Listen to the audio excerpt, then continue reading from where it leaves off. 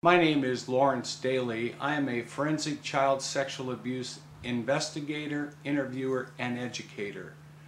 The following is going to be a diagram on the investigations and interviewing of an investigative child sexual abuse interview. There will be criteria that I want you to consider when you investigate or interview child sexual abuse allegations.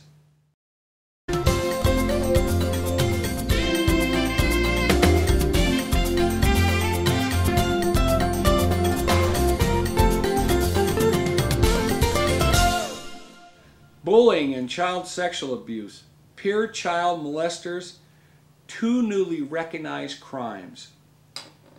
Bullying statistics. Law enforcement child sexual abuse investigators need to understand that children do hide important, relevant, and material information from their parents. More than likely, if they don't tell their parents about being sexually bullied, it is highly unlikely they are going to report such actions to the authorities. A recent survey provided the following information. 36,000 high school students across the country were asked about lying to their parents about something significant, and 82% of these students said this analysis was correct. This demonstrates that character is a need of national importance. To develop character, a person must understand core virtues, care about those virtues, and then act upon those virtues. Bullying, peer child sexual abuse boundaries. Law enforcement child sexual abuse investigators who work the juvenile sexual assault unit need to know how to handle individuals, that is predators, who are bullying others, teenagers, into committing unwanted acts of sex. Law enforcement child sexual abuse investigators need to understand that witnesses, or what they call bystanders, will initially not be of assistance during the child sexual abuse investigation.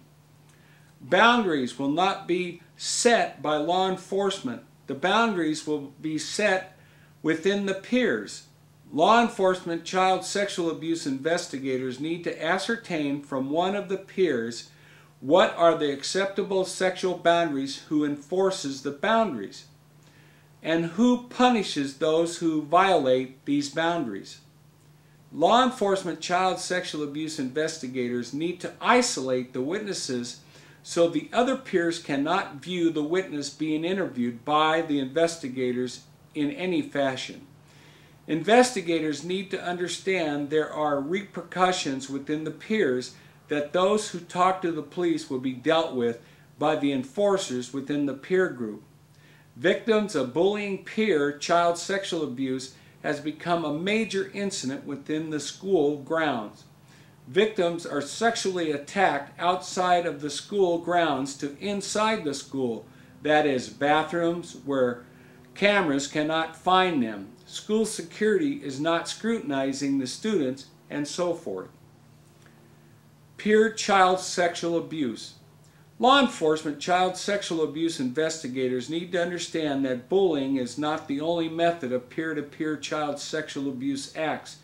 Some peers are taking advantage of those individuals who are younger, physically weaker, and fearful of their abusers. Law enforcement child sexual abuse investigators need to understand that there will be more than likely a delay in the disclosure of the child's sexual abuse. Reporting will occur when a counselor becomes involved. A trusted adult becomes concerned on what the victim is going through, and the information about the incidences comes out through another crime, peer problem, and so forth. Law enforcement child sexual abuse investigators need to be met with their district DARE officer and begin training and educating these officers that there is a problem occurring in their school environment. Bullying phase online, the internet, sexting, flirting in a provocative manner, texting, IM, photos, emails, MySpace, Facebook, Twitter, blog, Foursquare, children who are trying to deal with it, LinkedIn. The internet provides an access and opportunity for bullies who seek teenagers who are younger, weaker, and intimidated easily and become quick victims under numerous strategies by the bullying sexual predator. Bullying phase violence. Assaults.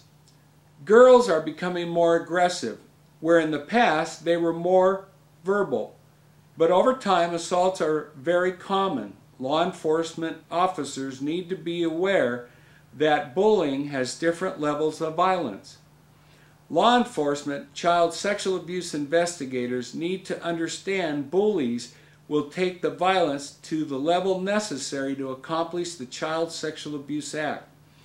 Law enforcement child sexual abuse investigators need to understand that the bullies have no fear of being caught, as bystanders, that is, witnesses, will verbally urge the bully to commit the violent and sexual act upon the victim.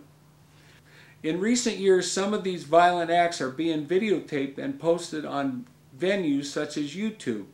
Law enforcement is generally put in the place of the reactive investigator, acquiring the information about the violence and a sexual assault who watch videos on Google, YouTube, and so forth. Bullying phase over the top. Law enforcement child sexual abuse investigators need to understand that bullies have the attitude that they are untouchable. Law enforcement child sexual abuse investigators need to understand that the bullies intimidate the victim into not disclosing the child sexual abuse acts, fearing that one of the bully's friends will take over where the bully left off. Extreme attitudes. The victim lives in a world of fear, without protection, without any trusted peer to talk to about the child's sexual abuse, as the peer is living in the same amount of fear as the victim. The extreme attitudes by all of those involved in the violence and child sexual abuse acts is something law enforcement must identify early on during the investigation, as this will determine the type of investigation they will have to institute. Thank you.